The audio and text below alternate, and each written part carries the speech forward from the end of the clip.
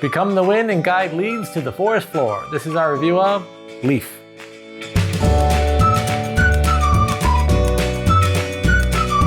Leaf is a tile placement game about placing leaves to earn acorn points, and I thought it was a calm, fun game to play.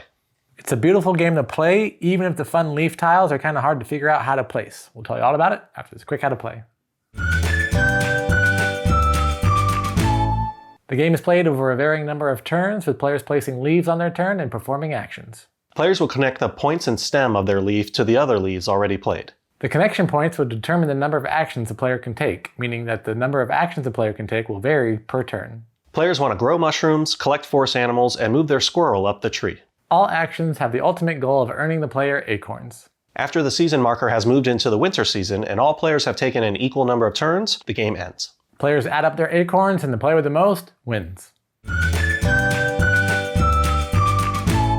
Before you make like a tree and leave, go ahead and hit that like and subscribe button. All your likes and subscribes really help our channel grow, so thank you. This was a game that we came across on Kickstarter and we loved how beautiful it looks. It is the Kickstarter Deluxe Edition, so the leaf pieces are wood, all the extra components are wood. I think the base game is cardboard, and it really lives up to the beauty of what it looked like in the Kickstarter, because when we get it on the table, it really looks like a magnificent game as you're playing. The bright colors, like the unique kind of building the little table out. It's not your normal like putting together kind of a jigsaw puzzle. It's very unique, and then you've got some unique pieces, and then just the artwork too. It's nature themed, just random animals. I don't know, all of it just really captured me, but also made me just feel like, yeah, this is nice.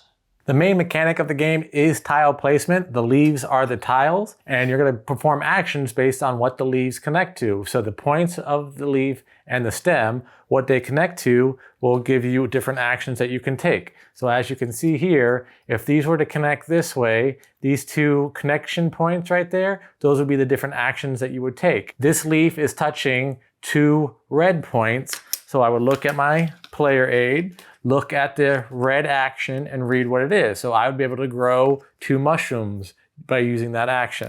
So the player aid, your player boards have all the different actions that you can take, but that's how you're taking the actions. You're playing the leaf on the table, trying to get it to connect the right way. When you want to play a leaf, you have cards in your hand, and you're going to play the card that matches the type of the leaf. So this is a sassafras, so I would need to play this shape.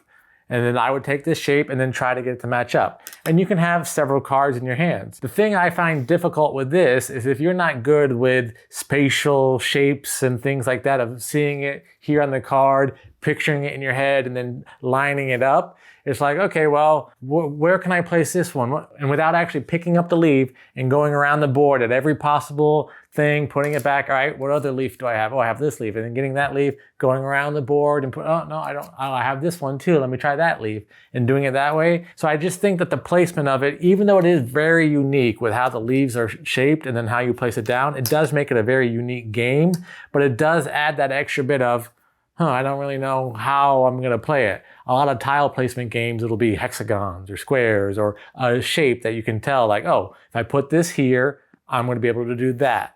With this one, kind of unknown. Yeah, once you get over that little hurdle, right? Because I feel like a lot of games are the polyominoes, or just, okay, this fits perfectly like this, and then I line this up, and then let's say there's a hole and that fits perfectly there.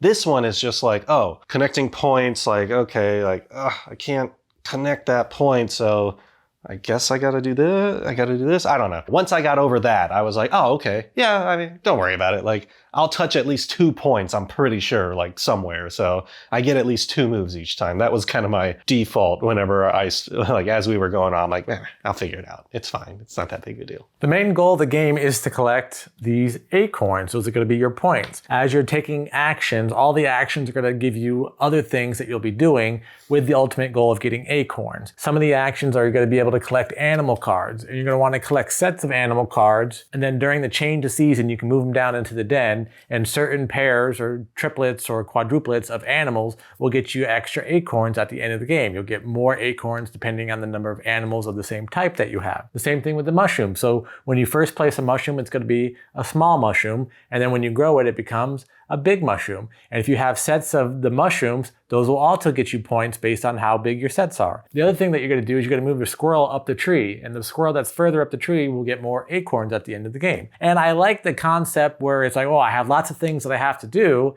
but I can still earn points that way. So it's definitely a point salad, not as much of a point salad as other games, but there is enough here where it's like, oh, well, Lee keeps taking all the animals I want. Well, I'm just going to move my squirrel up the tree and try to go after that strategy. So there are different ways that you can go about getting as many acorns as possible. And I don't know, or I didn't check how the retail packaging or what the game looks like, but I remember one thing just kind of call out, a fun thing that sticks with me is like, there aren't any plastic pieces. It like the envelopes or the little baggies, it's like boxes, or they were paper envelopes that all these came in. Very like nature conscious or Earth friendly. Earth friendly. There we go.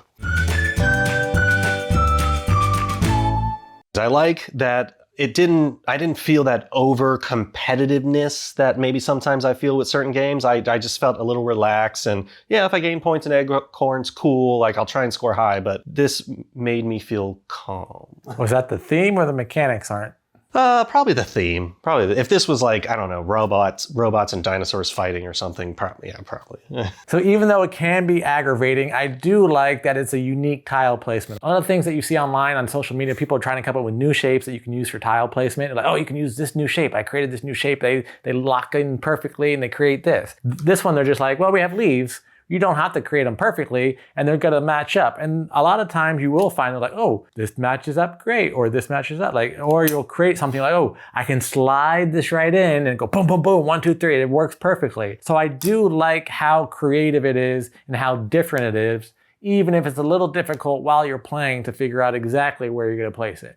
Everyone always hopes to get this leaf because you can, oh, I can connect so many possible thing. Oh, I get 5 actions this turn. What did you not like about this game? Not that I like hated it or didn't like it. I think it just, in the very beginning, the empty space, because like when you're touching the leaves and there's just empty space there, when we're so used to like completing sets and shapes and Tetris, I think like that kind of bothered me in the very beginning, but I got over it. I feel like there were too many animals. You didn't get enough of the pairs or triplets or quadruplets enough that people could actually go after them and get a good score with the animals. Either one person had a really high score from the animals and everybody else kind of did other things and they had some animal points, or nobody got any points from the animals at all because no one could get sets. I feel like if there were fewer animals and more possibilities of there being those duplicates where everybody can try to get it, I feel like the animals would have been a better scoring opportunity. I think whether you got the deluxe game or the retail game, it's still going to have a nice table presence. I think it's pretty easy to learn. I mean, you can pretty much teach it to your beginner or even your expert. And even the experts, like they'll probably just be able to lay back and sit back and just be like, okay, I don't have to think too much. But there is still depth if they wanted to. So, you know, you may have some of those people that you're just like, calm down, okay? So I would probably say overall, I'll give this a 7. Overall, I love the look of this. I think that you should go for the deluxe version if you can get it, because I just feel like the cardboard wouldn't be as fun as you're playing with it, although maybe you don't care about those things. And I do like the mechanics of the game. I feel like there could be a couple things that could be tweaked. Those can maybe with an expansion or just house rules, maybe you can adjust it, like maybe take out one of the types of animals and that might help with the animal deck. So overall, I really enjoyed this game. It's a lot of fun. It's pretty easy to play. I'm gonna give it an 8. And that was our review of Leaf. What'd you think? Will the winds of fate bring this to your game night? Let us know in the comments below. And if you're enjoying our content, please like this video and subscribe to our channel. Until next time, I'm Lee. And I'm Kenny. And go party like a board gamer.